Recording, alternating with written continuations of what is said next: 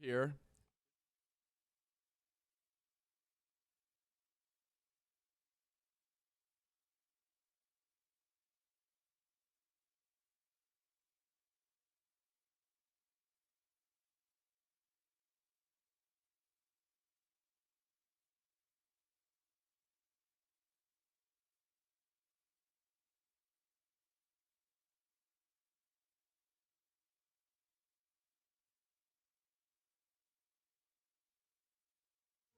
All right, let's do it live on a Friday edition of Cleveland Browns Daily. I am merely Beau. He is the great Z. There's a lot. We've got an airing of grievances out of the gate. That's right. Images of the Hoff, video of the Hoff catching a record fish. Did you see that monster? They need a bigger boat. It was unbelievable. They go, Joe, get the second net, and then Hoff is explaining, oh blank, where is the second net? And then they wheel that thing in, and his children, it's the largest salmon in the world that's ever been caught by a Joe Thomas. It was incredible. There's a lot to get to. Absolutely incredible. Stunning. The Hoff, as he told me, I said, when I saw he posted a picture, I said, that is one monster fish. And he goes, I've caught many big fish since my playing days have concluded. The Hoff would be so formidable. If you're a salmon on the Hoff's line, it's curtains. Forget it. Good night. You're not going to outlast them. Yeah. No. You know, I never watched that show. There's a show that I think was on History Channel called Vikings that people say is pretty good. I feel like that's the Hoff. Boy. He could star right alongside former WWE legend, Hall of Famer. Edge was in that show. And we watched the first few episodes of it, and it was good, but it was too close to Game of Thrones, and for Miss K, it had too similar of a feel. She was like, I need a break from that genre, but then we'll come back to it. That era? Yeah. So hopefully we do come back to that. What era, if you were to put Game of Thrones in a time frame in American history, where would you put it? Or world history? World history. Yeah, medieval times. I think that's pretty. So what is that? Like from when to what? When does medieval times end? I don't know. Does medieval times end with the invention of the gun? The Renaissance, like 1600s? I think the Renaissance ended it. Okay, so similar. Okay, so it's a long run. Medieval had a long run. Let's see, medieval times. The problem with searching for medieval times is everything that comes up is medieval times, which is one of the great dinner experiences that you can have in your life. It's really a great time, but oh yeah, that's what comes up.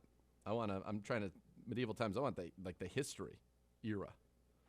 See if we can figure that out. What years constitute medieval? The 5th to the late 15th centuries. So yeah, you're pretty good. Yeah, it was long. It's 1,000 years, Coach. Yeah, that's 1,000 years. That's a big period. What a run! Yeah. Are you kidding me? Come on, who doesn't want to wield like a battle axe? The knives have a little moat around your place. Every time we watch one of the shows, it's set. I mean, I will say for Miss K, that's a large period to just eliminate from your. Well, I mean, we're doing Outlander. 1,000 years. Outlander is the very end of medieval times, which kind of leads into the revolutionary, period and all of that. That's I think guns change it. At that point, big deal. You got an axe. I got a musket. Bring it. Take all the axes you want. Yeah. Jack. Yeah. Yeah. All right. You have an airing of grievances? Boy, do we. And unfortunately, Oh, boy. Real treat. Sometimes, it's one thing when you are aggrieved solo, and they say that misery loves company. But in this case, both Gibbe and I have been aggrieved. So I'm a people person. I love people.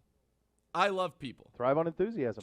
And I believe you're a people person. You love people. Despite what I heard about you prior to us working together, I found you to be nothing but a real people person. I think that you love people a lot more than I do. I think that's fair. I think that's fair to be. I think that's fair. I think that's fair. For example, I got a limited, If we were doing a tiered system, for example, I would be tier 1 of loving people. You would maybe be there's no question. Another tier I've down. met few people in the history of my life who have loved people more than you. You are a gulper of life. You are someone who just walks on the clouds of life, skipping away, bringing on more people, man of the people. Me, You can take them or leave them sometimes. Less than. You can take them or leave them sometimes. Less than. Okay, so you'd be in a different tier. You wouldn't be in tier 1 with me, which is different fine. Tier. Different tier. No. So maybe like tier 72. Okay. You might be a little Larry David in you in that verse. I don't hate him. No. I don't hate people, but definitely. But maybe you have higher standards than I do. I like a lot of people. I try to find the good in everybody. I'm just looking for positivity. You're like, guy's a crud. That's a good way of putting it. You look for the good in people, and I seem to be able to find the bad in everybody. So that's both probably, are skills, and yet both are skills, and yet we love each other. So, yeah, and I'm glad that we mentioned we used a tier system. So earlier today, I was over. I come in. I had I shot some videos with great new Rob, and I was in trying. We have a new intern in the video department. Connor came to us from the Texans. Is this guy I met? Nice young man. Got the beard, the hat. I don't know. Does that ring a bell? Very nice guy. No, there's a guy that I met in the studio. No, he wouldn't have been in the studio. Okay. Would he have been, Gibbe? No, I don't think so. I don't think so. Different intern? Maybe. Because we had a guy come in there when I was in there last week, and I was introduced to him, and I said, Stevie! And then he looked at us crazy, and then he said, no. That was the guy that ran the live stream. He's interning. He's a training camp intern for us. Yeah. Oh, okay. Yes. All right. So Connor and I first got acquainted at the end of minicamp. New Rob moving on to bigger and better things, so he no longer is doing the 2-minute drill. So Connor and I did the 2-minute drill together, and that was our first experience together. And by the way, that 2-minute drill in 1 week has 48,000 views, making it one of the most viewed 2-minute drills of all time. And I thought we got off on a good foot. Frankly, it wasn't even my best performance. I needed like 2 takes. Wasn't even my best. He didn't even get my best, but he was still like, this is good.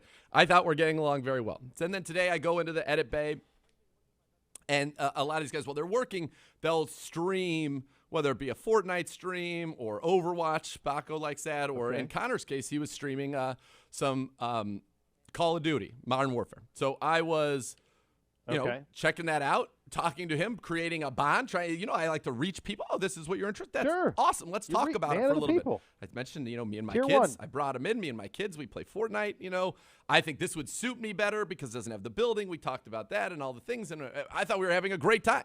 To be honest with you, it really felt like some real bonding was taking place. Oh, sure, yeah. And then Drew Davidson slides in after Connor had mocked him because Drew claimed to have played with this very famous YouTuber for Call of Duty, for Warzone. Yeah, it's Warzone, not Modern Warfare. And the guy was like, come on, Drew, you're making – I was like, he's not telling the truth. Because at first he believed him. Connor, I was like, Connor, you can't believe him. Davidson. I'm helping him out. And That's then right. Drew goes – sombrero. Drew goes, right, the purveyor. He says, Nathan, what are you doing? Do you realize that you're consorting with the enemy? And I'm like, I don't even know what that means. At first, I'm like, I don't even understand what that possibly could mean. So I'm dumbfounded. He says, well, why don't you go take a look at that whiteboard over your left shoulder?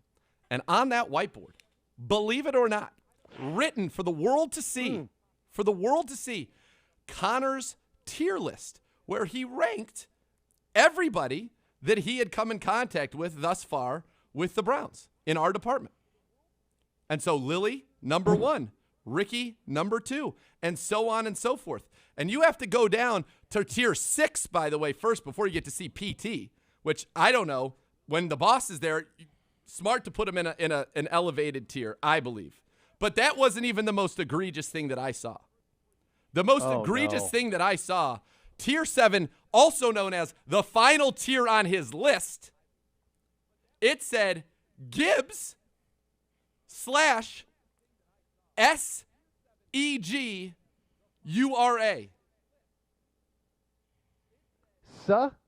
Segura with an S. Gibbs Segura with an S. 7. Tier 7. Everybody in there is having the time of their lives now that they realize. I see what. And you know what I said to him? I thought we were off on a good foot. And by the way, the first video you've ever done here with the Cleveland Browns was a 2-minute drill that's now up to 48,000 views, and you just pissed off the meal ticket, brother.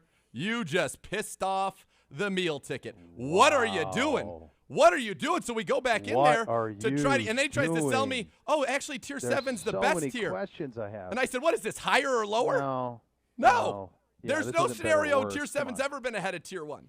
Oh, no. And so I've got to tell you something right now. As a human, you question a lot of things now. Hurt as a professional, yep. Pain, but more importantly, as a human, hurt. We were bonding. We had worked together and had professional success already. Now I thought we were having personal success, and I'm his least favorite guy in the building, so much the least favorite that he can't even spell my name. It reminds me of the scene of What About Bob, where he just goes, ouch, ouch. It makes me want to have a fake heart attack, because if I fake it, then I don't There's have a lot to unpack here. Let's a lot to unpack here. Begin. I'm just done. Start with a couple of things. There are a couple of things. So, and I have not met Connor. Okay, haven't met him. I thought I loved him. What I would say is, it's a relatively risky move to tier coworkers. I believe he was forced into it in his defense. Tongue-in-cheek. This has Davidson's fingerprints written all over it. Of course it does, and that I think is the biggest problem.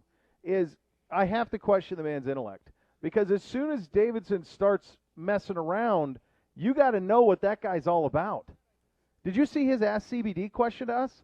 I did. We're going to lead off with that today. Okay. I don't know if it's a little too soon. I don't do manual labor, Drew. Let's start there. Yeah. Let's start there. I don't do that. Yeah, don't know. So we'll, that'll tell you all you need to know about that guy.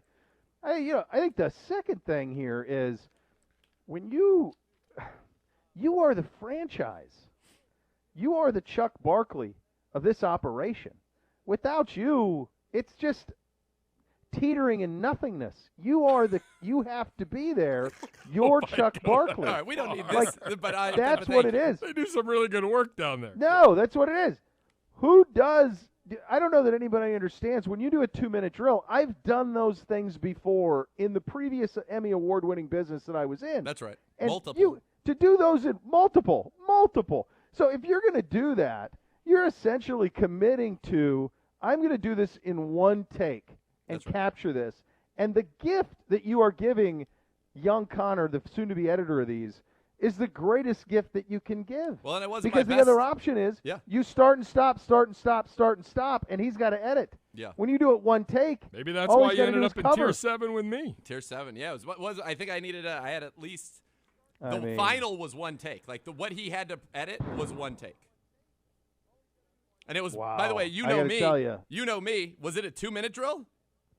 No. No, it was let's about take a 5.5. Probably a 4.5-minute 2-minute drill. Yeah, I got to get through an ad because people are paying big money on YouTube to have an ad run ahead of this highly viewed 2-minute drill. American Express, you ever heard of them? That seems like a pretty big company. They want you to spend 15 seconds with them before you spend 4 minutes and 2 seconds of perfection with me and Connor, I thought. Not anymore. And I was cool. First thing he said to me, by the way, when we first started to shoot, he goes, I'm going to need you on your mark. I'm like, oh, okay. This guy's all business. My mark? Yeah, all business. Okay. And I was like, cool with it. Right. I liked it. I said, this guy's Connor. coming in. He's got his style. He's got some panache. All right. We're bonding here we'll see professionally. what this guy's all about. And now this is where we're at. By the way, the official Nana of the show has tweeted, oh, naughty Connor. Not good. Not good to be Not good when you're on her nobody's list. on the bed. Yeah. Right now it's naughty Connor and Phil the Gardener, list. both on Nana's bad list. The two per both. one tier, both bad. One tier, bad tier. Let me ask you this. Yeah. Did you ever see the movie Neighbors? Are you talking about with like Franco? Is Franco and Rogan? Is Rogan in that? No, it's Efron. Zac Efron yes, and yes. Isn't Franco's brother in it? You remember the young Franco? Am I wrong? Could be. In the fraternity? Yeah, that actually probably is. Okay. Could be Franco's brother. Yeah, that could be. Yeah, I bet it is now that I think about it. So after he says, just whatever you do, don't call the cops. That's right. And then they call the cops. Also right. And Efron shows up at the house the next day. I feel like that's what's happened here. Don't tear me. And then you spell my name with an S? I'm just blindsided. That's the truth of the matter. Blindsided. Little offended. I am a little. I'm more than a little offended, obviously. Little offended. This is supposed to be Friday, not even the first. This is real Friday. We're about to cruise into the weekend, and I've got to carry this negativity with me Tier 7, this is how you handle this, Connor. Yeah. One tier, you list everybody. In the first name you list Paul Taylor. Second name you list the meal ticket, me. Third, then you do whatever meal you want. Ticket, one kid. tier. There it is. Everybody. I'd have Gibby pretty close by. Obviously. I'm at the bottom. I'm fine. I'm good. I'm living my best life under the radar.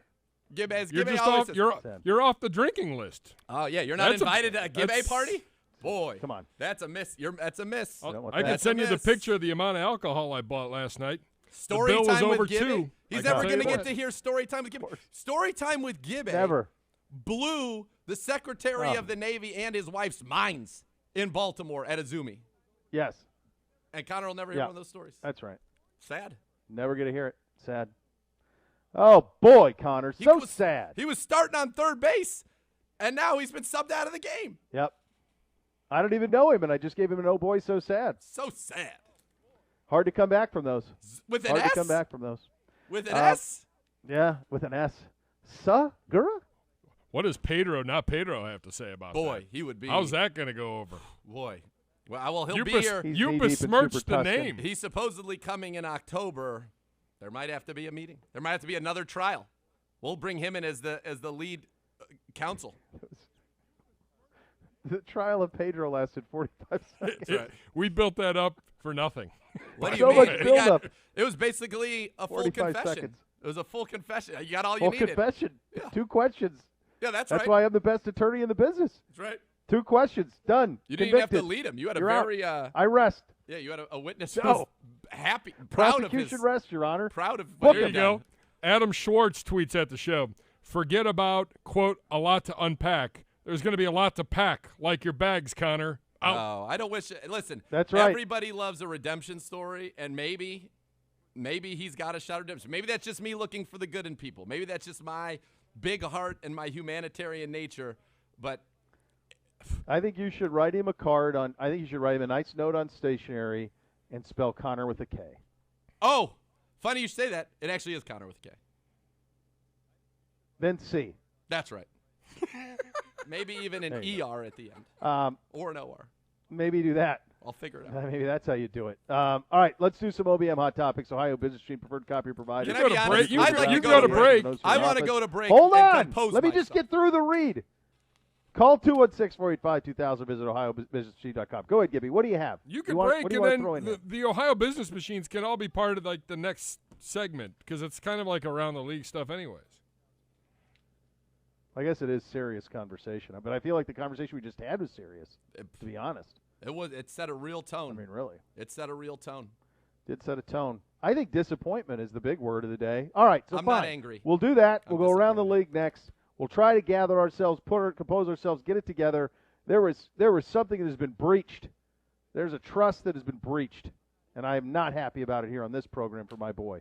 You listen to Cleveland Browns Daily on 850 ESPN Cleveland.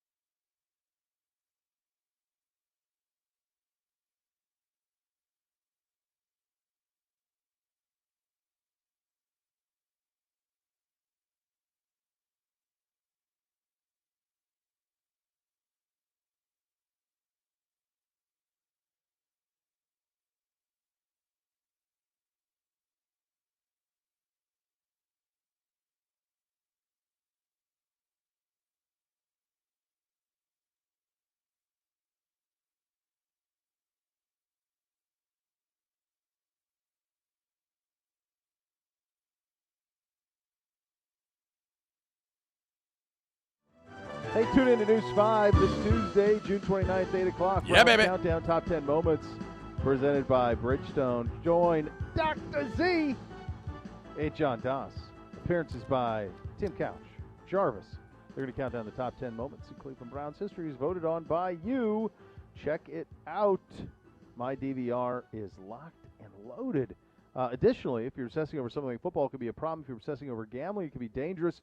Do something to take your mind off it. If you want some tips, go to keepitfunohio.com for great ways to keep gambling fun. All right, let's go around the league. Adam Schefter, 65% of NFL players have at least had one shot per NFL medical officer Alan Sills. That's approximately the same percent as the rest of the country. But for American ages 18 to 24, it's around 48%. Ages 25 to 39, it's 50%. So the players are indexing compared to people of their age. Look, I mean, it's been as pretty as straightforward as possible. Life will be easier for you with the vaccine. Not hard. Yes. Yes. By the way, I just received a report that our opening segment was placed on the big screen TV in the edit bay for everybody to enjoy.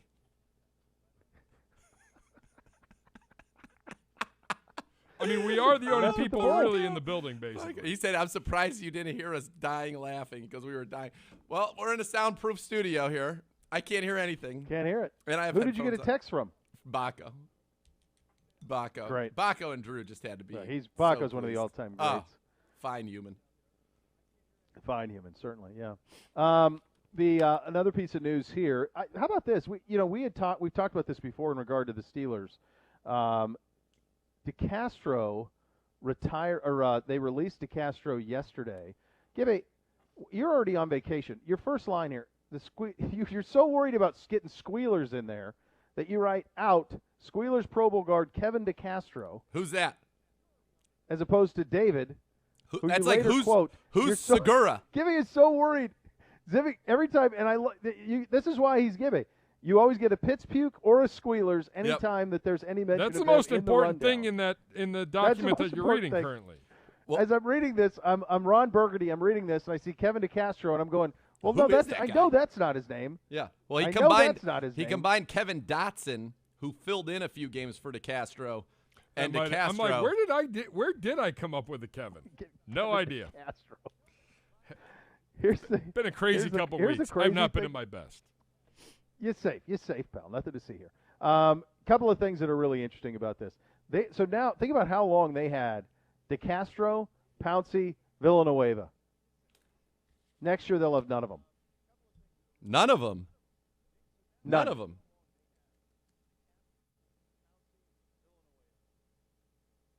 It's pretty remarkable. Yeah, and they're expected to be a good offense. You got a good running back. You got a good receiving trio. Good skill. Quarterback who's old. I mean, you got to feel like it's going to get pretty. Line. And how about this? For everything DeCastro did, they cut him NFI, non-football injury. So apparently, that's pretty. You could explain to the people what that means. So that means they believe the injury he suffered, and he said he needs another ankle surgery that he aggravated or re-aggravated away from their facility and not in a football function. So that's them getting out of. That's why it saved him $8.75 million in cap space. Pretty interesting guy, long tenured and one of the best guards in the league for a long time.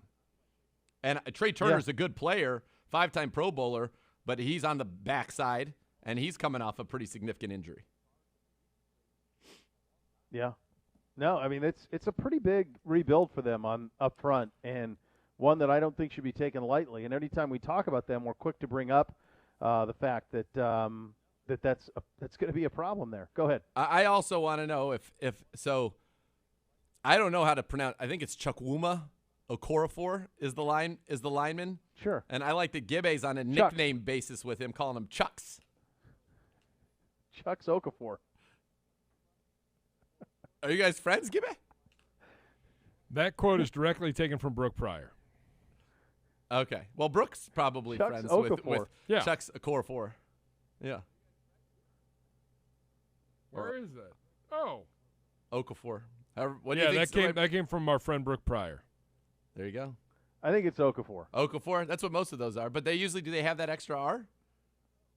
Boy, there's an extra R in there, isn't there? Okorafor? We need a pronunciation. Tough. It's not Pouncey. It's not DeCastro. It's not Villanueva. No. I know that. Not Marcus Gilbert. That much I know. Yeah. No, not that. And they lost their top backup from last year, signed somewhere. Feeler on their line. Okay. Yeah. So a lot of people. I don't know. I'm kind of with you. We had Hobson on yesterday, and you and I have kind of been similar. I have so much respect because of how consistent they've been, and they've never fallen off a cliff. But I think they're gettable for Cincinnati. I do, and I don't think they're not on the level that we're at, and not on the level that Baltimore is. There's some real cracks that started to happen at the end of last season for them. Yes, and I know that they are very. Now they're going to be a problem defensively. Like they're going to be a problem defensively, but they're still going to be very good. Yeah, absolutely so. All right, this is on Good Morning Football this morning. Do we have this? We do. Do the Browns? What's didgeridoo? What is? So what is this? Does that mean give? Is that real? So, what is this rundown? Now I don't even trust what I read on this anymore. He's Kevin testing DeCastro, you out. I saw that. Okorafor? No. So here's the deal. What is that? Good Morning Football. Explain. Good Morning Football had didgeridoo or didgeridoo. I don't know what that means. I don't know what is that the proper spelling of didgeridoo? No, I totally spelled it out so that phonetically way you could. Yeah. But who or what is because didgeridoo? Kyle's like in Australia? It could be. I think that is a possibility. That feels Australian. There was no explanation given. What about our Australian fans? Was good. Jade, the official Australian delegation. There are so many of you. Browns down under. Was that? Yeah. I think it was Diggery-Doo or Diggery-Doo. Yeah, that sounds. I feel like I've heard that. Here it is. I've never seen anything spelled that way. The didgeridoo is a wind instrument played with continuously vibrating lips to produce a continuous drone while using a special breathing technique called circular breathing. That clearly is not the case. It was developed by the Aboriginal peoples of northern Australia at least. Nailed it. At least 1,500 years ago, and now is in use around the world, though most strongly still associated with indigenous Australian music. Didgeridoo. God, I have to get to 3 o'clock in vacation. I just nailed that. What are you kidding me? State school nailed that. Folks, could that be now he's got his helmet off. Let him hear you. Let him hear you. Hey, let him hear it. Congratulations. Oh, you know what you get? You know what you get for that? You're tier 8. That's what you get. Yeah. You're now below us. No, I don't know. You think I'm a man who worries about tears? Not at all. Please. I proved that on a daily basis last year during Connor's training. walking out of the building right now. I don't know if he's been. Did you see that? I don't know where fired? he's going. I don't know. Did we get him fired? I don't know. It's all in play. That's all in play. Listen, mess with the bull. What do you want? You get the horns. That's right. As I used to say when I was a lifeguard. Right, so let's listen to this. This is when you play with fire. What'd you say? When I was a lifeguard and the kids would run, yeah, I'd be like, no running. And I'd tell them again, no running. Wet pavement, a little dangerous. Then finally, you know what I'd say to them? When you play with fire, you get burned. Now, when you said that, were you referring to them falling and cracking their skulls, or you physically doing them harm? No, them falling and getting, serious raspberry. When you fall running on concrete, it's not pleasant for your knees. I just said cracked skull like it's in play. Well, I was trying to stay more on a less serious. I was not, hoping for cracked skulls or any injury to these kids, but I was warning them. One misstep, consequences. Could happen. Don't say it ain't all warn you. Play. All right, here you go. Here is the Good Morning Football people talking about the scariest pass rush in the NFL. We're involved. Australian musical instruments 1,500 years ago developed or involved. Let's have a listen. I'm going to say digital. You guys are down. I wanted to give you another team, but after thinking about it. We got 220 here. 2 quick things. One, Kyle Brandt is in Australia.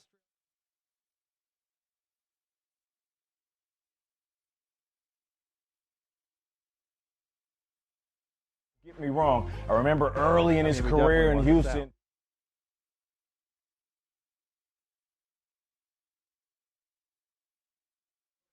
But no, We haven't seen it because it's been sporadic. I do feel like there's a different type of motivation. Not just because he's playing next to Myles Garrett, because this is a Super Bowl caliber team. You're going to see a different type of Jadeveon Clowney. So him, in addition to Myles Garrett, yeah, I'll say didgeridoo.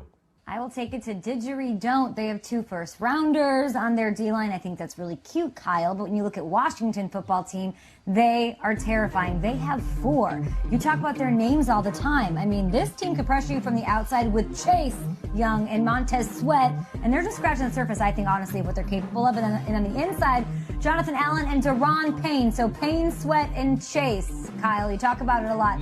This team was amazing. 6th in the league in sacks, and I do think they take it to another level.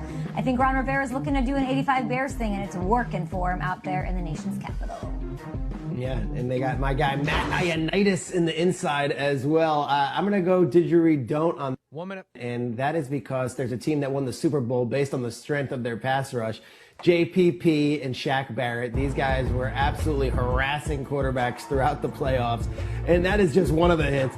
Barrett had 3 sacks in this game, the NFC Championship game, with a contract situation looming. JPP was everywhere. You add in all the other guys inside with Sue and Vea, and then Devin 30. David in the backfield, or at linebacker. They are absolutely loaded. What makes the Browns interesting here is that they're both former first overall picks. They also got Takk McKinley, a first-round pick from the Falcons. So they're great names, and they were awesome in draft, but I need to see it first. JPP and Shaq Barrett, I saw it in the biggest moment. 10, stand by, you're going up. The Bucks, and it's true, Washington has Chase, Payne, and Sweat. They sound like American gladiators. I'll probably go didgeridoo for that one, too. The Browns are coming. All right, and so before we get to our rankings, I'm told, Oleg, you have the sound? I have a sound of what a didgeridoo is. Take a listen, guys. Let me know what you think. Yeah, this was the background music for the created course in Australia that was in the Tiger Woods games in the early 2000s. Love it. Love it. By the way, did you know? Also the sound you'd hear in Crocodile Dundee? Duh, winning. Yes. Sure. Quigley Down Under. The man from Snowy River. Did you know that a 2005 study reported in the British Medical Journal found that learning and practicing the didgeridoo helped reduce snoring and obstructive sleep apnea by strengthening muscles in the upper airway, thus reducing their tendency to collapse during sleep? No, I did not know that. I didn't know a lot about this, but I did know that this was Australian. That's I right. knew that. That much I did know. You also that much I did. Can have a long, straight didgeridoo. You may also have what they call a travel or a reticulated didgeridoo, which loops in on itself and is smaller and easier to transport. I'll let that one be alone. Let me ask you this: where would you rank us in our? We've got to prove it before we're didgeridoo, but we're didgeridoo potential. We got to be didgeridoo. I like the didgeridoo potential. That's right. Didgeridoo maybe. Didgeridoo, huh? Oh, Connor's coming with the cameras. He's coming to document us? Now what is this? He's trying to document something? Uh-oh. Camera's on. No, not for you. Not for you, my friend. Sorry. Sad. Blocked. No, get out. Out of studio. Absolutely out. No. Absolutely out. Yeah, Washington and Tampa Bay are pretty ridiculous.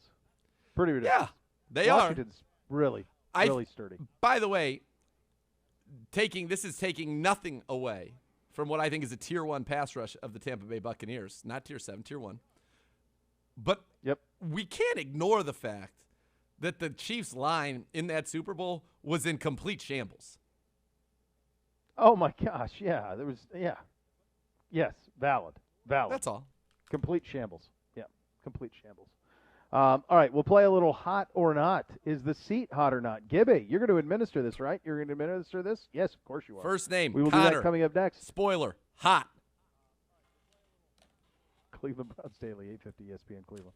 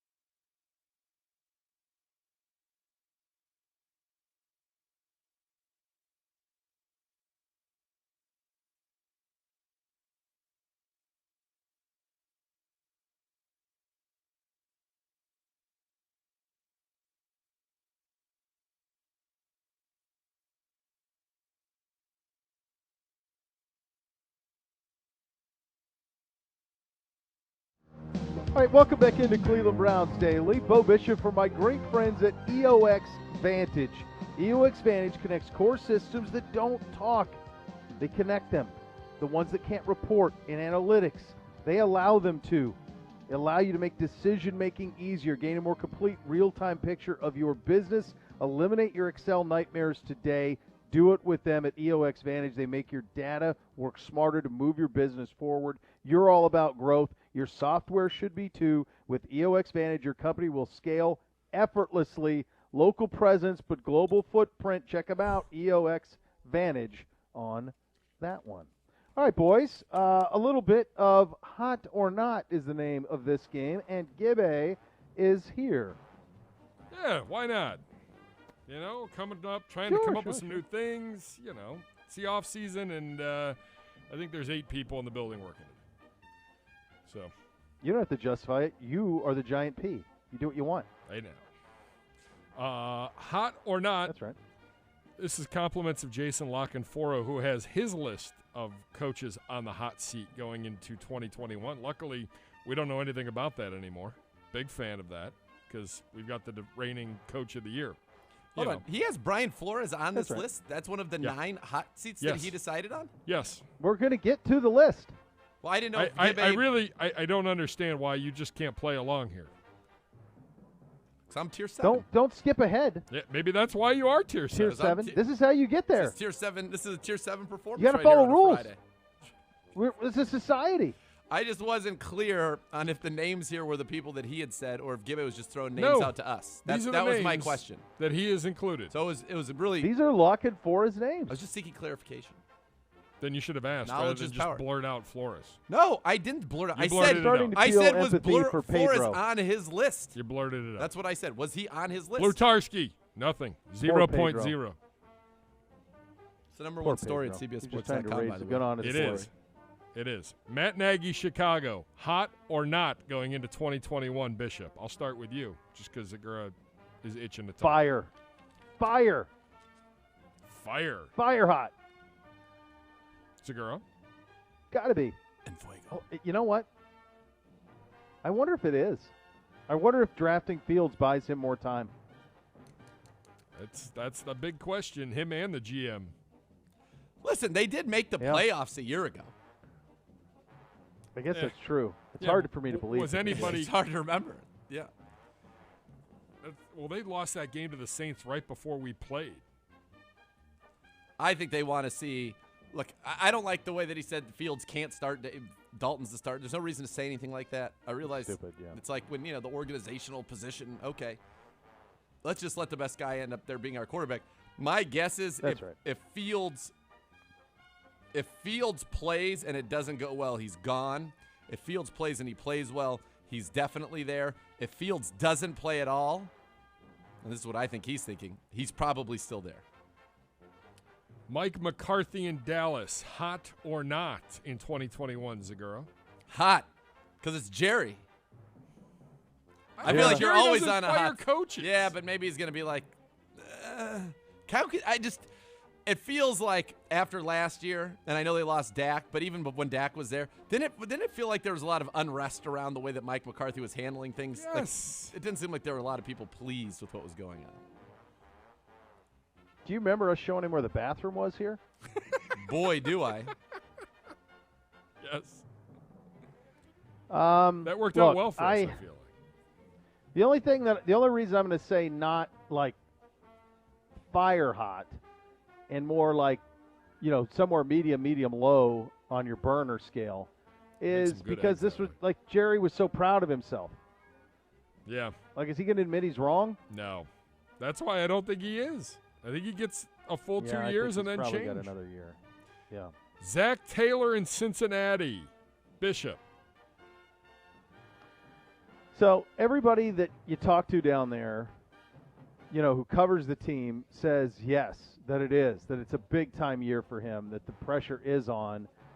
He got, I believe, a 5-year deal. So this will be his 3rd year, so it would require Mike Brown to pay him 2 years not to coach. Mike Brown could maybe pay somebody 1 year not to coach, but 2 years not to coach? It's hard for me to imagine that. I said not. They were really competitive when Joe Burrow was around last year.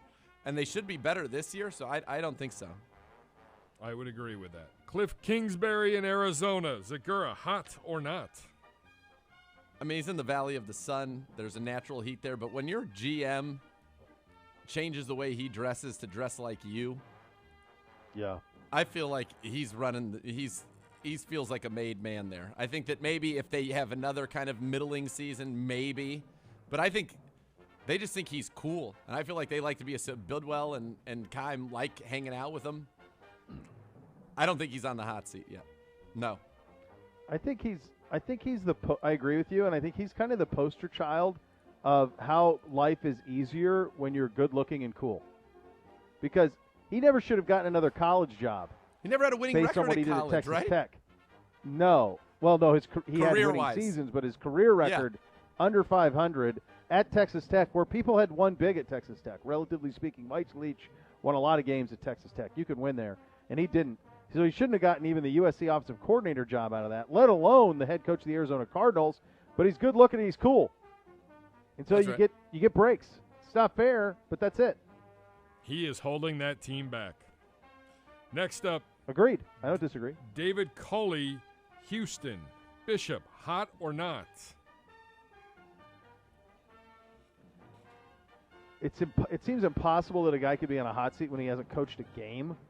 But it does feel like, they were almost forced into his hire, and they're going to go 1-16 or 2-15. They are going to be dreadful.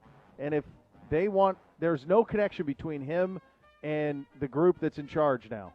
So I think it actually might be. It's not hot now, but when the season plays out, I could see him getting let go. And La Canfora thinks that the next head coach of the Texans is going to be Josh McCown anyway. And so this is a placeholder, which is why he would put somebody on here. Now, we would be remiss to not acknowledge that we have seen, at least in my time here, 2 one-year head coaches. 2 one-year head coaches. So it's not outside the realm of possibility that somebody – but neither of those coaches prior to playing a game were on the hot seat. The idea that you're on the hot seat today is ludicrous. Could he end up being a one and done? Absolutely, but that's going to be based on how things go. Yeah. They didn't give him a 1-year contract. They're good. Coaches get paid their contracts. Yes, he will be compensated, Next up, Vic Fangio in Denver. Zegura with an S. We'll start with you. Segura. That's how Manolo teaches golf would pronounce it, for sure. Yeah, there's no question. That's it. He's unbelievable, man, that guy. So good. So good. Knew Rob and I were delighting in his silliness, his putting lesson number 4. So glad I delivered him to you. I couldn't thank you enough. I'll continue to try. Enriched your life. Yes. Vic Fangio, I do not believe is on the hot seat. If they get Aaron Rodgers, then he's on the hot seat. Because now we've got to be really good or you're not the right guy. Look, George Payton's there. He didn't hire him now, and by all accounts, anytime he talked to Albright or anybody out there, George Payton's the one in charge. So I think it probably is. Maybe not, but I think it's probably medium high on the burner. He's been there a few years. They haven't done much. So, yeah, I could see it. Next up, Mike Zimmer in Minnesota. Hot or not? Bishop, floor yours. There's a window there that they have been in and out of and in, mostly in. And I do think that as it has to sting for them that they saw what Stefanski did here. Not that they were going to fire Zim and keep Stefanski, but we know how much they loved Kevin there. And I think if you look and see how innovative we were offensively, everything that we did. In the meantime, you're having to replace coordinator after coordinator after coordinator. You've been on this train for a long time with Zim. It feels like he's gotten the most out of it. I think he's done a great job. I don't think he's done a poor job. I think he's done a really good job there for a lot of years. They've been competitive a lot. But it feels like they're kind of at the end of the line with the Zimmer-Cousins experience. I wrote flaming hot. I think he is. That is on fire. I think it's one of the hottest seats in the NFL, honestly. I think that there aren't many. There aren't many. His style, I think, has a shelf life.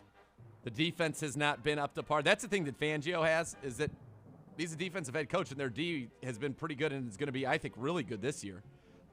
Zimmer, their defense has struggled. He hasn't been able to keep consistency at the offensive coordinator position.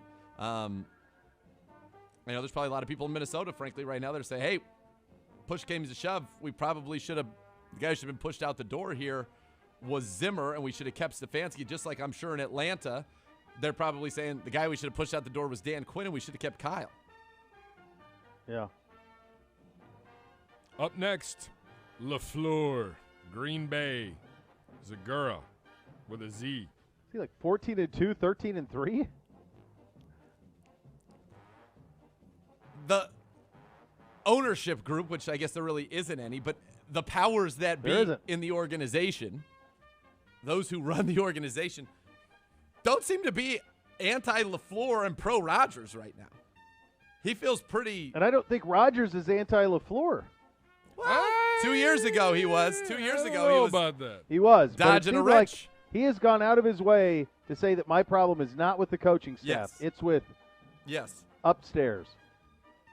I mean, I think if I don't know. Look how they ended the season. Should have gone for it on 4th down.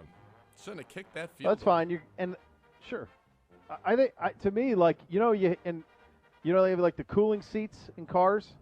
I think he's on one of those. Like you hit there's 3 little things light up. Fan. You got a fan. Hit that button. Blowing some nice air. Oh yeah, he's got. That's the best thing a car can have. Sadly, we can't have it, but it's the best thing a car can have. Or at least mine is too old to have it. The cooling seat or the heated seat? Cooling. Yeah. Give me a cooling seat over a heated seat any day of the week. Final one. I probably would go heated over cooling considering the climate, but if I was in a desert climate, I would clearly be the opposite. I can heat my car. I can turn on the heater. We just don't get to use a cooling seat that often. Oh, in the summer when I had it in my Jeep, oh boy, I'd use that 365. It's just nice. It's a nice. Final one. Brian Flores, Miami, Bishop. I'll start with you just to be a pain to Zegura. No, same. Really, really cool. Really cool seat. Chilling. I don't know. And now as we're finding more things out, though, and well, the only thing that could be a problem is if he doesn't make it work with Tua and ownership's in love with Tua. Yes. That would be the only kind of monkey wrench in this thing is if ownership really believes in Tua, and we've heard reports that both he and the GM don't like Tua, and we're kind of forced into it by ownership, that can get tricky. So I had to read his reasoning for this because it seems like definitely no. Just as there are a lot of rumblings around the industry that all is not well in Miami and people are keeping a close eye down there, he thinks Flores would actually win a power struggle if it comes to it. Whether or not Tua becomes a thing or not will have ramifications for those involved in selecting him, which he kind of makes sounds like wasn't Flores. So I don't really know. I saw that, and again, I was just trying to seek information, be a good teammate, find out if this was 9 names that Gibbe threw out or if these were Lock and Flores names. That's all. Sorry. Yeah. Tier 7. That's right. It's all right. It's all right. All right. Good job. I like that. Seat hot, seat not. All right. We will tackle the New England Patriots on our OTA Team Camp Tour coming up next. You listen to Cleveland Browns Daily on 850 ESPN Cleveland.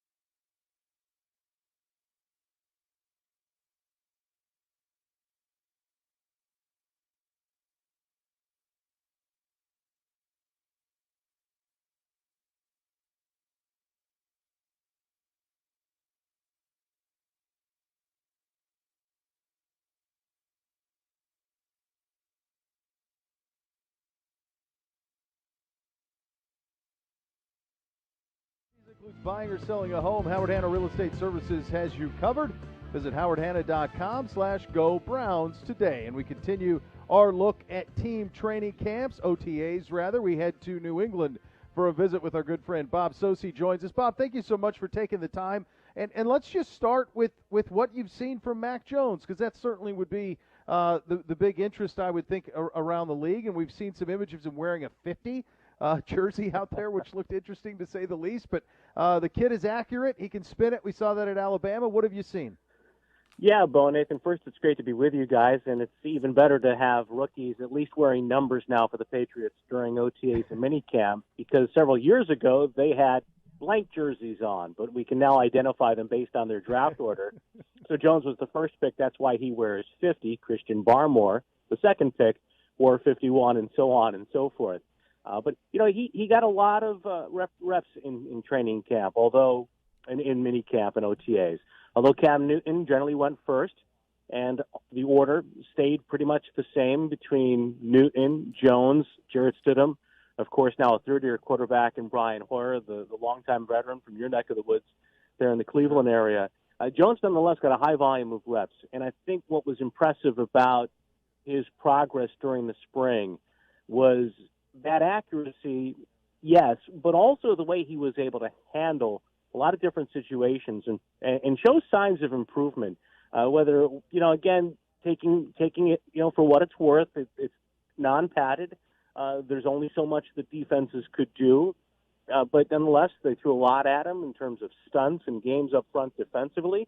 And it seemed like as the mini camp went along, particularly days 1 and 2 of that 3-day period, he was able to make great progress relative to, you know, some of the things he experienced and the learning pains that he went through during the OTAs. And it was also interesting, too, that Josh McDaniels, though not attached to the hip, nonetheless was very close by throughout the spring practices that we got a chance to see. And so from that standpoint, it certainly appeared as though McDaniels was taking him under his wing, as opposed to in the past when we've seen rookie quarterbacks come in for the Patriots. You know, and they were essentially coached by an assistant, the quarterback's coach. In this case, was McDaniels, really with a lot of hands-on teaching with Mac Jones in particular. And if Mac Jones ends up being the starter, or it is Cam Newton starting, they're going to be throwing to, you know, out of the top 5 pass catchers, 4 of them likely to be new in a very uncharacteristic, at least in recent history, for the Patriots, a spending spree in free agency. Kendrick Bourne, Nelson Aguilar, Hunter Henry, and Jonnu Smith, the 2 tight ends. What did you make kind of this offseason and those acquisitions? Well, so much has been made the last couple of years, guys, frankly, of the lack of weapons the Patriots had offensively, and specifically the non-production from the tight end position, and as well wide receiver outside of Julian Edelman. And so when they went into free agency, there was an expectation that they were going to have to be aggressive. They had a lot of cap room, of course. A number of other factors were in their favor in terms of landing some free agents. Maybe they would not have been in contention for in past years, primarily related to other team situations up against the cap. But what was surprising, I think, for most of us around the Patriots was the volume of signings, number one. And in particular, you know, the fact that they set the market at the tight end position. And usually there's an expectation when the Patriots sign free agents that it's going to be on day 2 or 3 at the earliest, and they're usually going to wait for everybody else, you know, to set the market and then try to find value. Well, they went out and they immediately signed Jonnu Smith.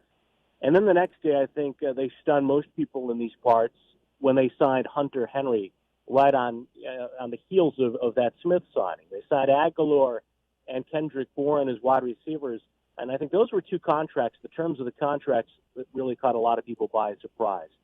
You know, the case of Aguilar is one with a veteran receiver who can stretch the field, had a lot of deep production last year for Las Vegas, but in consistent hands certainly. And, you know, the money he's going to be making as a Patriot on his 2-year deal is a bit surprising considering some of the other people that were out there in that free agent market. But overall, I think there was a sense that they addressed areas of great need. They were able to retain some key players, too, which I think is a major factor as well for this team going forward. On the offensive line, their center, David Andrews, came back for less than market value after being out there for quite some time. They signed some veteran leaders like Lauren Skye, brought him back. They went out and they re-signed Kyle Van Noy, of course, with Ben here, and then left in free agency for Miami. And I think on the defensive side of the ball, the return of Van Noy, the return of Dante Hightower, who opted out last year, has a lot of people optimistic about the potential of the defense. So they spent a lot of money, $160 million guaranteed. Most of it, I think, that caught the attention nationally was spent on offense, but they really addressed some things defensively. They were porous against the run last year. They have definitely shored up the front seven. The situation at cornerback remains a bit up in the air, and they certainly have some work to do, I think, with Stephon Gilmore, which we may get to in this conversation. And if they can keep him in the fold, I think this team, because of what they did in free agency, really has the makings of a vastly improved team overall. Bob, I want to circle back on the quarterback conversation in regard to Cam Newton, who is such a force of personality.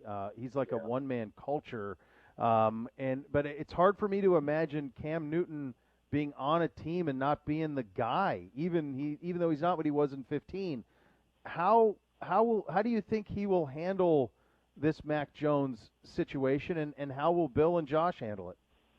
That's a question I think that people have been asking from day one when they signed Mac Jones, and Cam himself was asked about it. And he is, despite all of his struggles and the inconsistencies that he's experienced as a Patriot, after a very frustrating situation last year under adverse circumstances, signed late, had a truncated preseason, then of course got COVID. Had a truncated training camp with no preseason, then caught COVID in week 4 for the team, and really was set back by that, and had, as we addressed with what they've done in free agency, very little with which to work around him. And he struggled through a very difficult year. He faced a lot of tough questions all year long and into this spring, including an appearance a couple of weeks ago during minicamp when he was asked about Mac Jones. And consistent with everything else he has said and the way he has carried himself around the facility, according to people at every level of the organization, Cam thus far has handled it, in a model way. He said, Mac Jones was the best player on the board. He supported the pick at the time. He knows he has to. I think he understands the circumstances. I mean, he's smart enough. He's been around the league long enough. He knows the terms of his own contract. He has only $3 million guaranteed on it. He knows that this is it for him. This is his opportunity. The Patriots were the lifeline for him to be in the NFL, it seems, here in 2021, and he's been given an opportunity to get a tighter grasp of the offense and get a better hold on the position. But he also understands that Mac Jones was a first-round draft choice. And he didn't play particularly well the first 2 days of mandatory minicamp.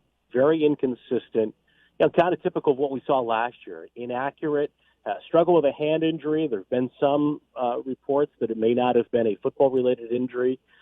So he missed some time during the OTAs, came back in minicamp, and did not perform well the first 2 days. And that's when he got asked about Mac Jones. And then the next day he responded with, far and away from what I've seen, going back to last training camp, his best practice as a Patriot.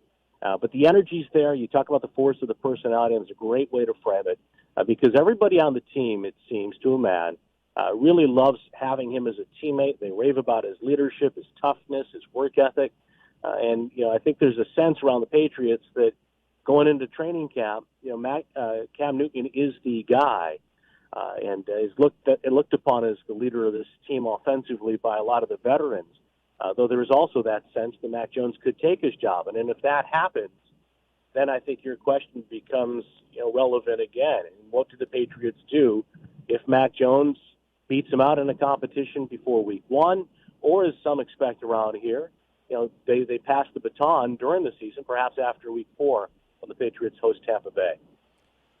What do you make of this offense? Because the quarterback, it's fascinating. Cam always had at his best, had Greg Olsen at tight end. They bring in these 2 tight ends in Smith and Henry, which would be good for him and good for Mac Jones. And, of course, the Patriots, were the innovators in many respects of that 2 tight end offense a few years ago, more than a few years ago at this point.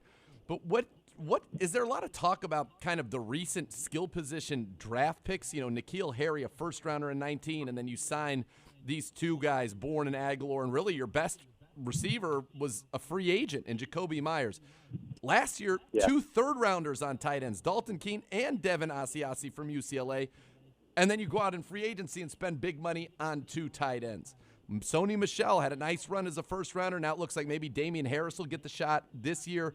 But is that something that is being talked about? Because it does feel like there have been a lot of kind of, missed or wasted resources, especially on that offensive side.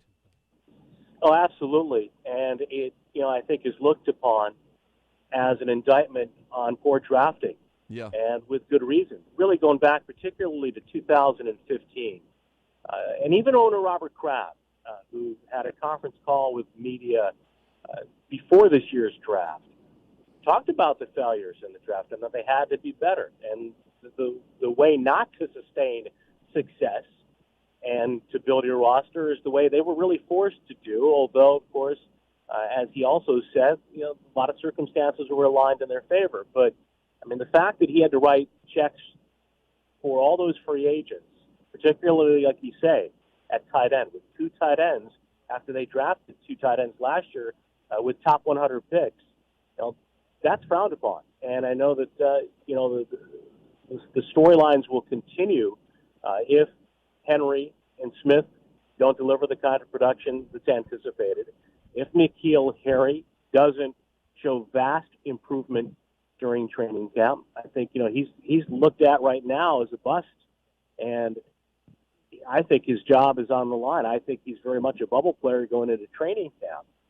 Even though that wide receiver room right now is still relatively thin, even with the signing of Aguilar and Bourne, you're right, the best receiver on this team was an undrafted free agent, Jacoby Myers, who had only 1 catch, I think, last year through the first 5-6 weeks. He rarely got on the field last year until Julian Edelman got hurt against San Francisco.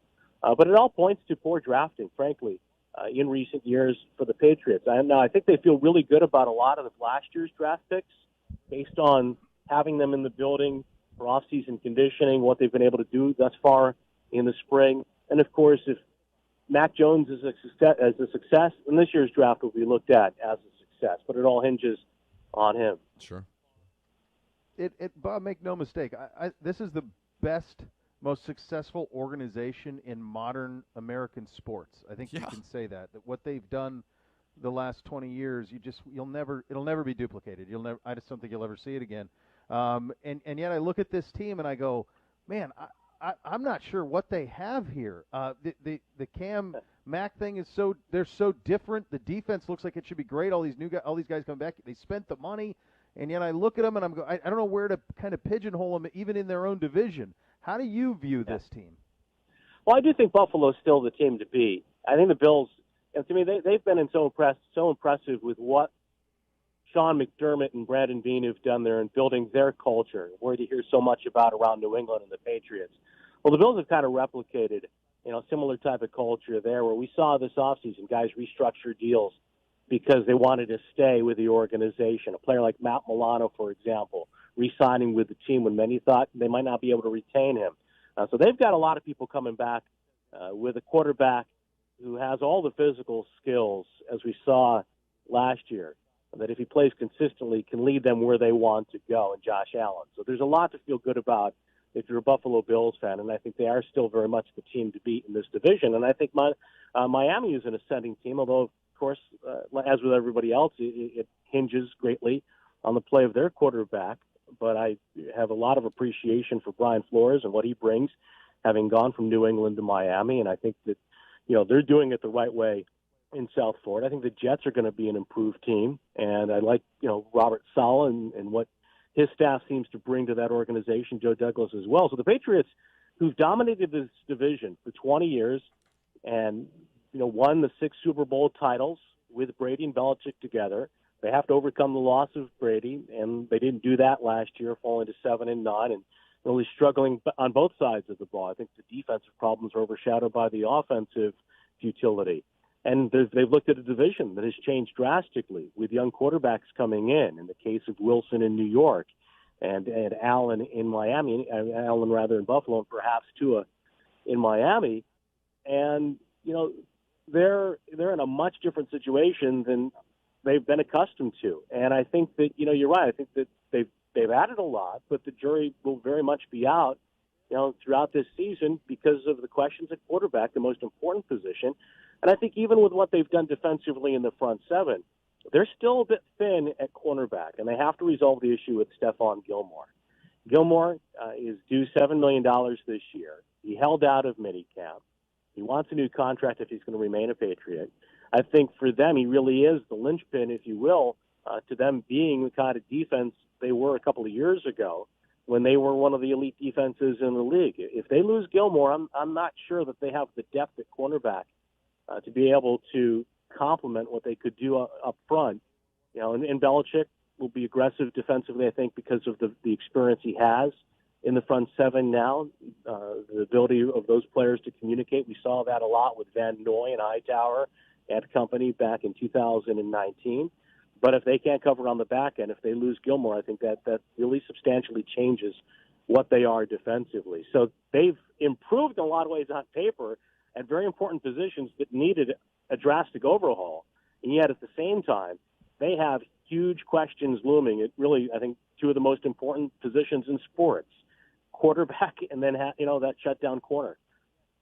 Yeah, it's going to be fascinating. Bob, always great talking to you. We appreciate your time so much. Thanks for giving us a little bit of it today. Hey, my pleasure, guys. Always good to be with you. The great Bob Socci, voice of the New England Patriots. Lots to unpack there, and I think it's a complicated team. I really do. We will hit the categories on the Patriots coming up next. You're listening to Cleveland Browns Daily on 850 ESPN Cleveland.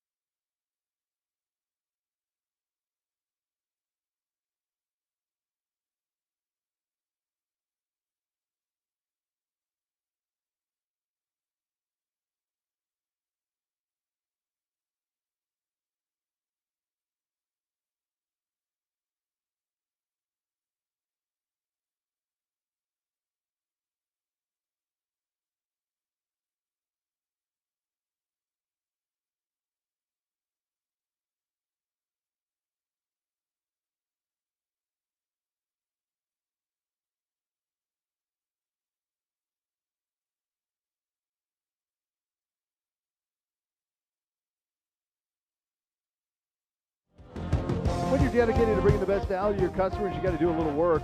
Northeast Factory Direct, found on the principle that quality shouldn't have to cost you a ton. They prove that every day. Keep the overhead low. Buy by the truckload. Pass the savings on to you.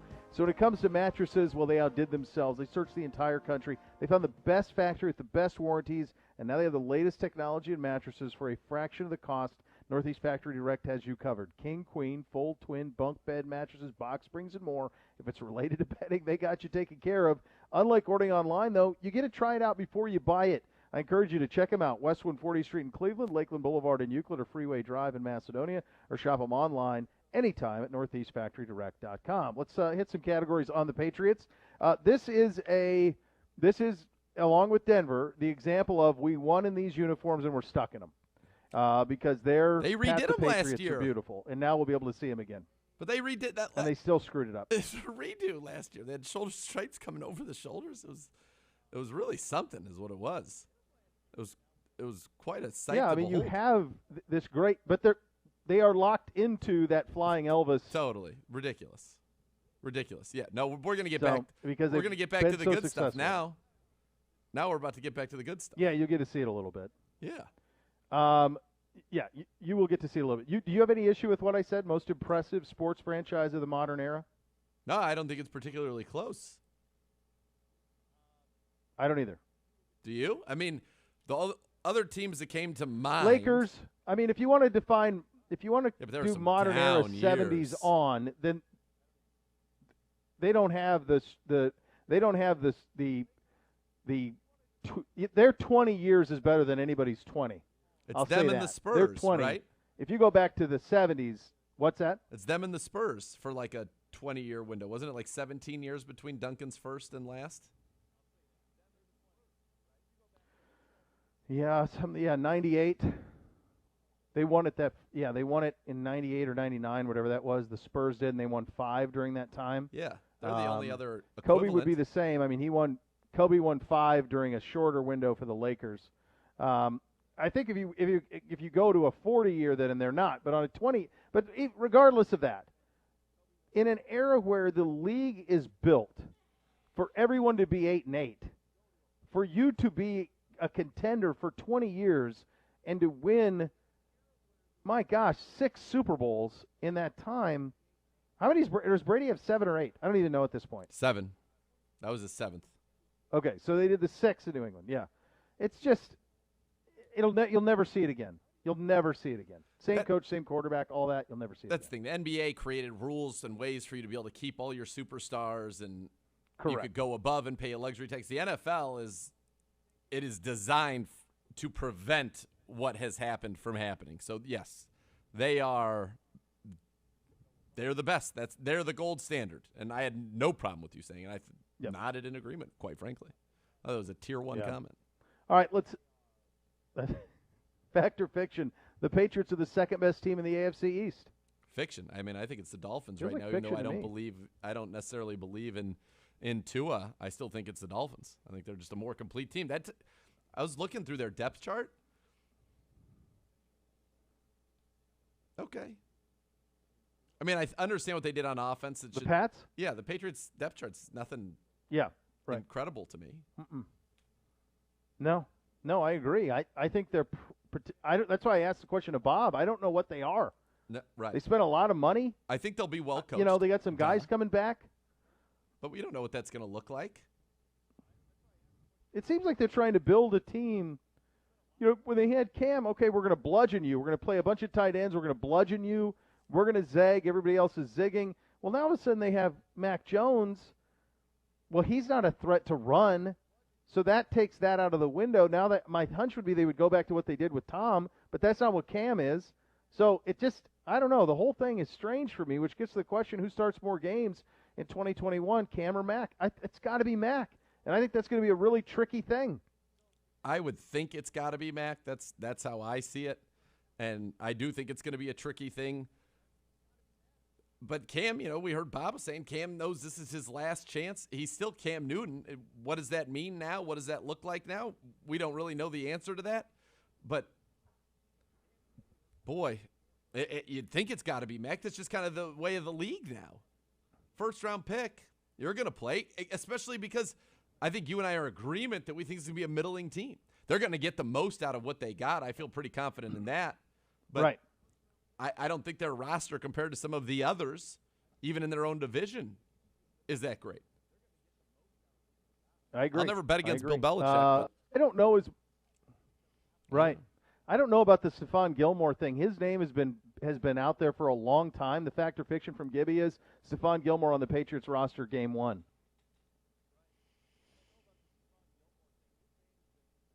He's been rumored to have been traded. It feels like if you were going to trade him, you would have traded him before the draft, before free agency. You'd have done it already. Now he's a tougher deal, isn't he? I would certainly think so. You've lost your leverage. You always, I think, aren't those the trades you always want to make prior to? Yes. Do them right away. Yeah, that's what I would Going into free agency, going into the draft. Yeah, you got it. To me, I feel like he'll end up being there, that they'll find a way. They must feel like there's a way for him to be there. Gibby wants to know, best Patriot not named Tom Brady. It's probably John Hanna, but I can't. It's not like I saw John Hanna play. But he's on the Hoff list of like most all-pros. I want to say he's like 9 or 10 all-pros. Yeah, John Hanna would probably be the answer to that question.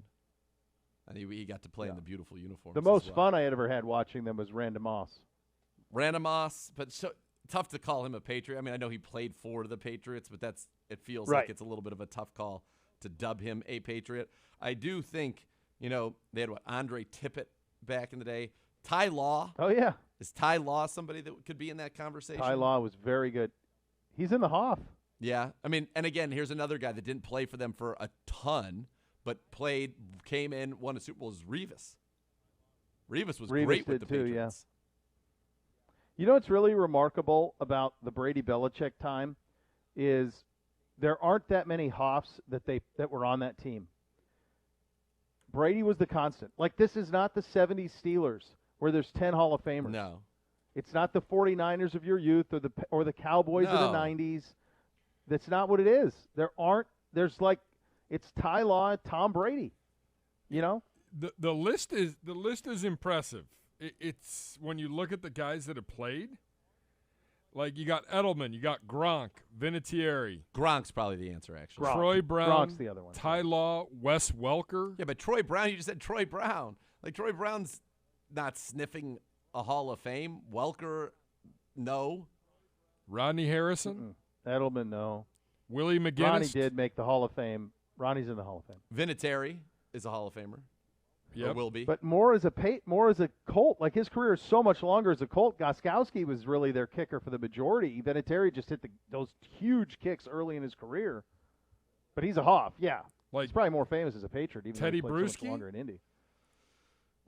No. Like Richard Seymour? Second. Richard Seymour, I would say. Yeah, 3-time first-team All-Pro, 3 Super Bowls, 5 Seymour Pro was Bowls. a dude. Seymour's McGinnis was a dude. Vrabel? See, that's the thing that's crazy. Their teams in the early 2000s were pretty loaded defensively. With just really good players. Yes. Yeah.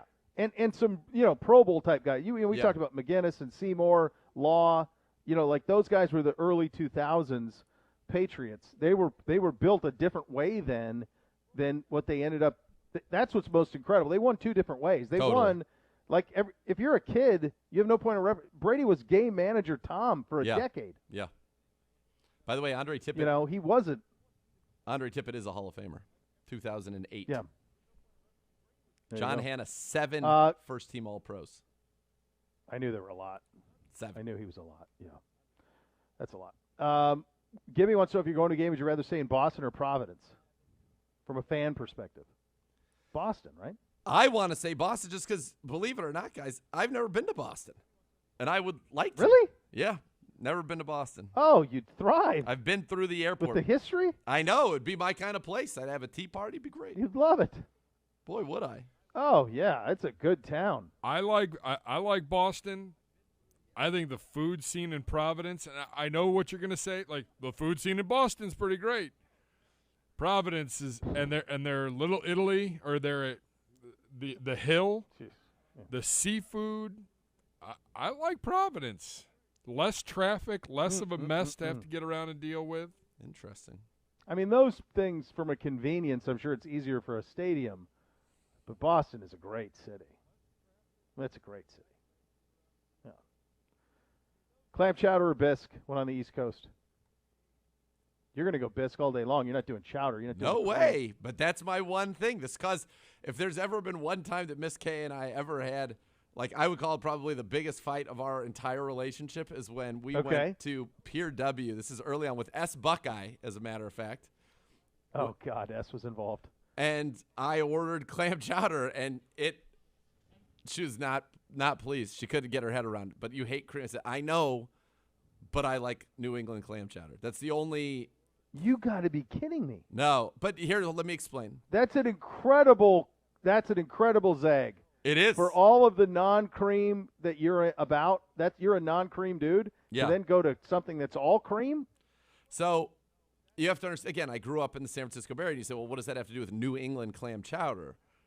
But when you would go to Pier 39, for example, you would go down there, and they would have, the New England clam chowder in a sourdough bread bowl. And that was, as a kid, I loved it. And so I've always loved clam chowder. Now, I put a little sherry in there, and I put a little Tabasco in there. I'm very particular about it. But I love, and my dad always made one, and Zago made a clam chowder. I'll be danged. So I've it's always liked, but that's it.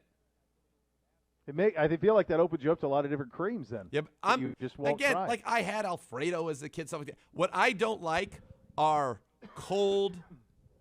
first mayo, no. Sour cream, no. I don't like that. I don't like the texture of it. I don't like the taste of it. I don't like anything. But if it's a warm cream, a nice warm milk, you'll just lap it up. I wouldn't drink a warm milk per se, but I could imagine that somebody might and really get a nice kick out of that. Unbelievable. Oh boy! Tune into News 5. We have Ask CBD coming up next. That's we do. That was one. That was part of it right there. There you go. June 29th, 8 o'clock. Browns Countdown. Top 10 moments presented by Bridgestone. Z and John Doss will handle it. Tim Couch, Jarvis Landry will be present. They count down the top moments in Browns history, voted on by you. Little Ask CBD on a Friday coming up next. You'll listen to Cleveland Browns Daily on 850 ESPN Cleveland.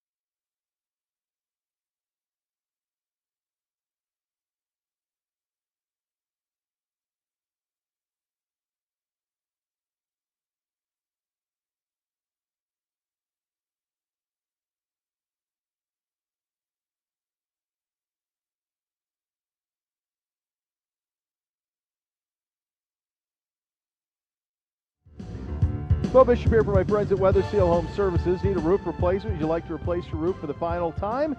That's the benefit of choosing a metal roof from Weather Seal. Metal roof technology, materials, styles, and colors have improved significantly. They are beautiful, nearly indestructible, and affordable, especially with Weather Seal.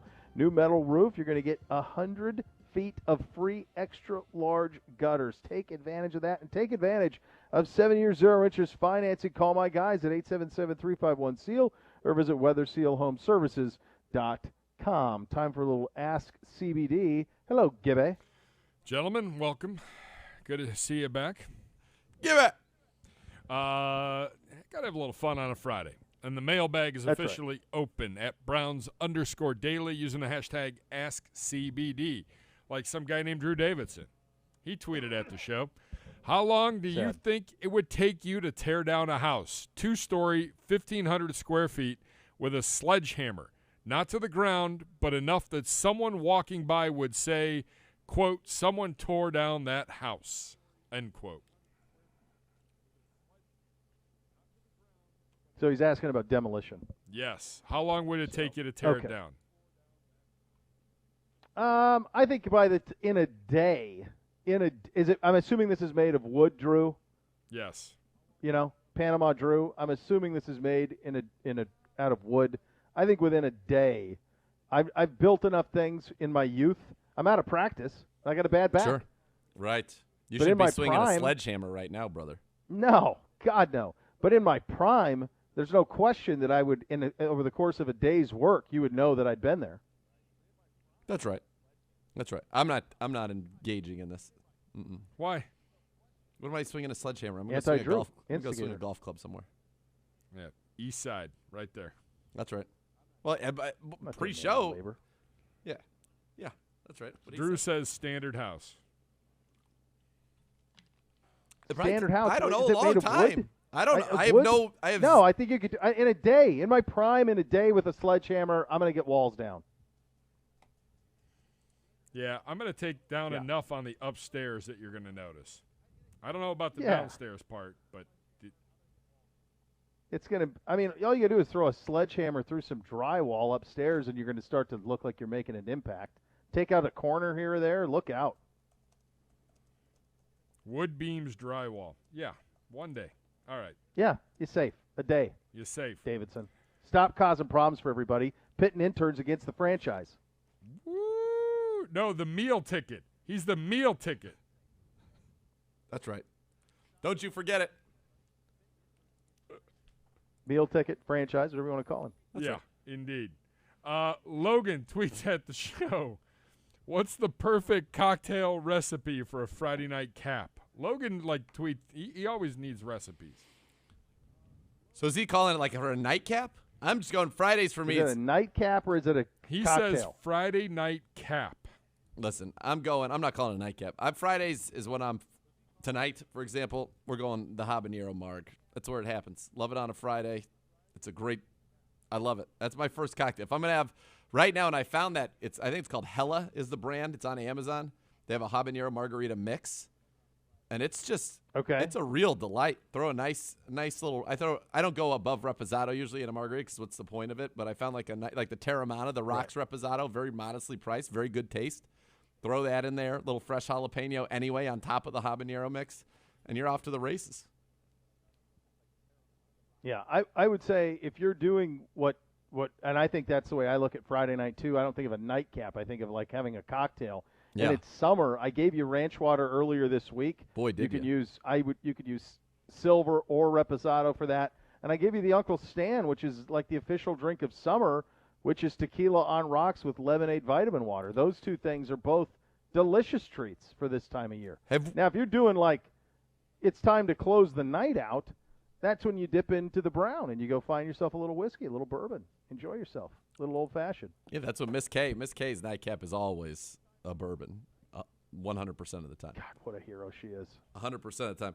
I think that I've reached the point in my life where tequila is my number one liquor, and second might as well be eighth. Now I am partial to a very nice bourbon, as you and I have discussed, especially one with some nice vanilla notes. I really enjoy that type of a bourbon, but some caramel. But tequila is just by far my number one and separated itself. And it's amazing how tequila has, if you take about when we were in college in the year 2000.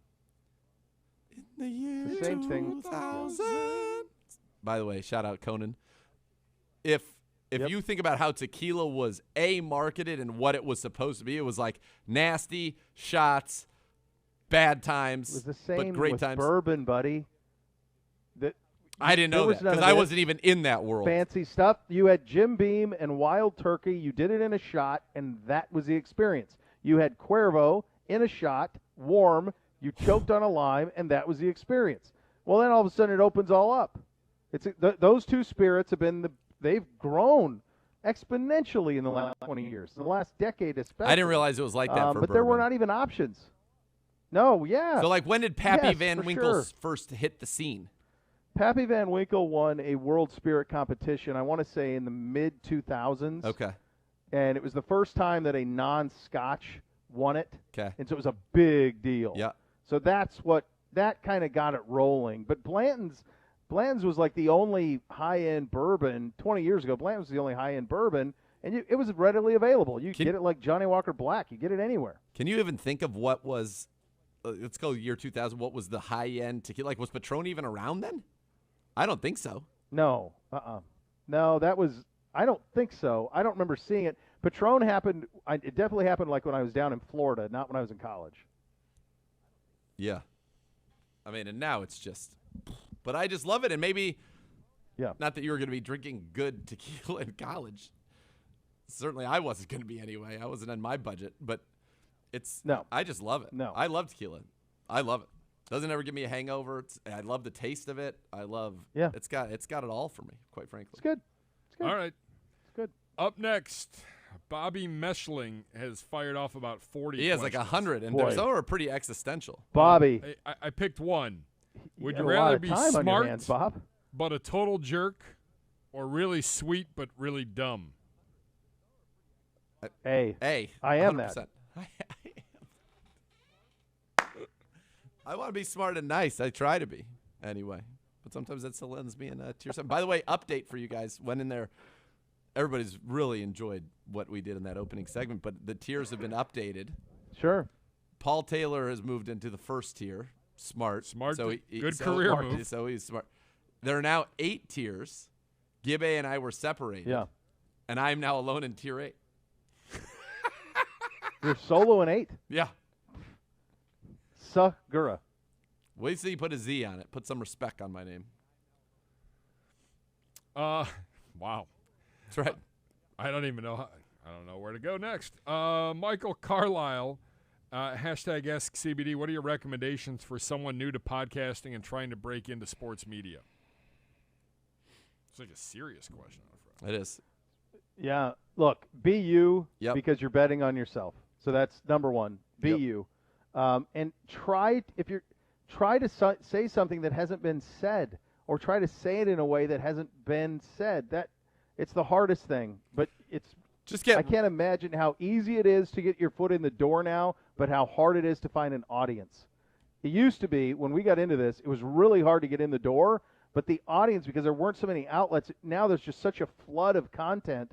I don't know how you grab a hold of things, but I think being yourself has to be the start. And just start doing it.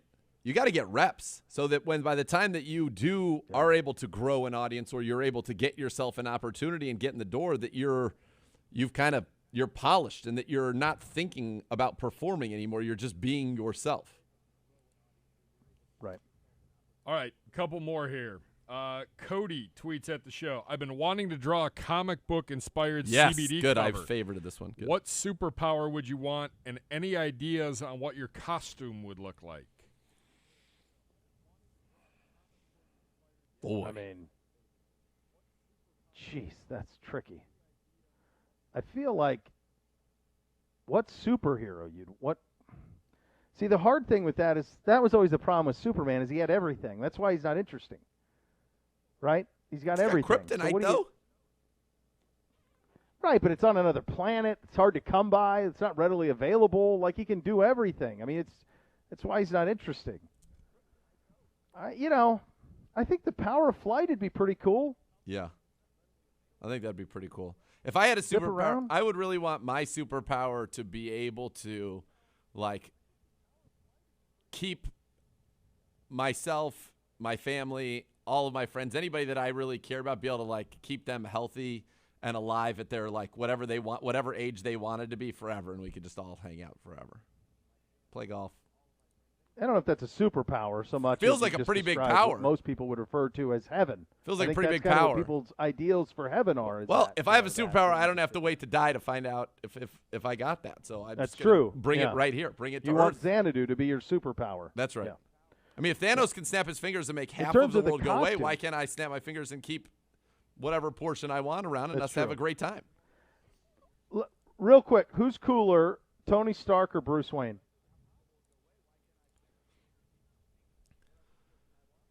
I think we're influenced by... And this is a question you would have answered differently a decade ago. I would have said Bruce Wayne because I might not even have known Tony Stark. But I also think which Bruce Wayne we're talking about matters.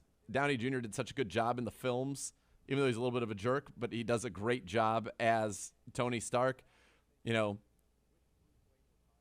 like maybe a Val Kilmer Batman. I might really love a nice Val Kilmer. I'd probably say Bruce Wayne because Bruce Wayne is a legit guy. And I'm also not worried. I'd be worried all the time as Tony Stark about this thing in my chest that's keeping me alive. Like, Bruce Wayne was a master. Seems like he's got it sorted out with that suit, though. He's got it sorted out with that suit. He's got that great house in Malibu. He doesn't have to hide. He gets to bask in the fact that he is Iron Man. Well, you haven't watched all the films. No, I know how it ends. I'm just saying. Sure, like, but his house in Malibu gets destroyed. Pretty good. He's under missile assault. Well, it doesn't go that way for Wayne Manor either. True. That ends poorly. Sad. All right. Hey, I got it. I got one more for you. We'll do it on the other side of this quick timeout. Cleveland Browns Daily, 850 ESPN Cleveland.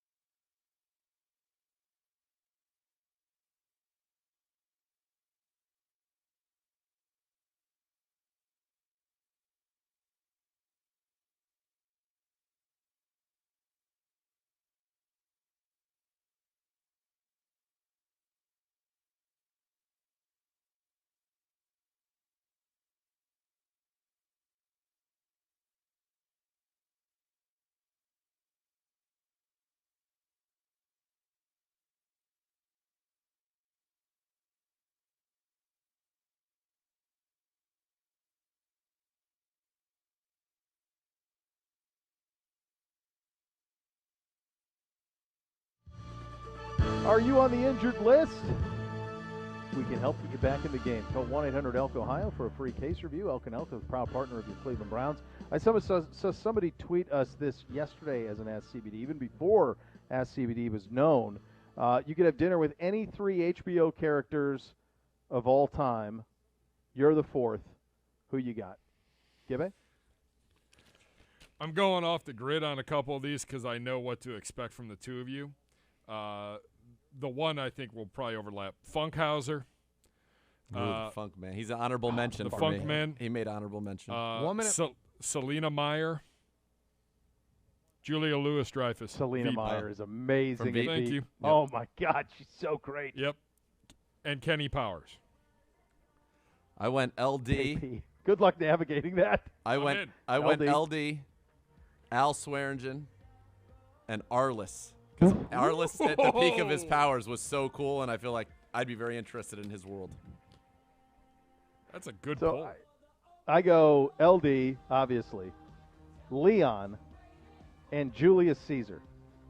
The idea of them to 30 for a Caesar salad alongside Julius Caesar. Hey, what are we doing with you? Worried all about this, the Senate. Why are we concerned about this Senate? And then Leon like criticizing Julius Caesar, worrying about things. You got to get in there on this Brutus guy. Yeah, that's where I am with that. There's a lot of good ones though. I forgot how great Veep was. Veep was great. All right, guys, have a great weekend. We are back on Monday. The Next Level is next.